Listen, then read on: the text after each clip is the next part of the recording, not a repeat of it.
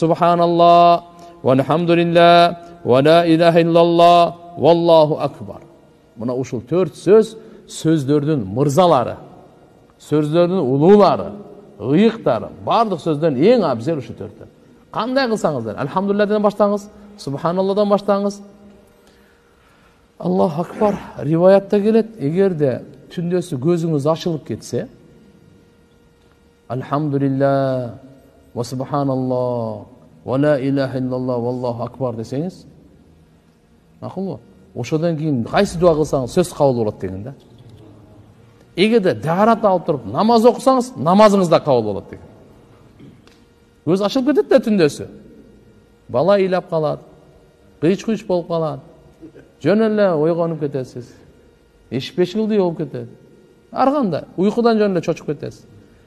Кайра жатып албай, кичине бир 3-4 жолу айтып коюңуз, эчтеке болбойт.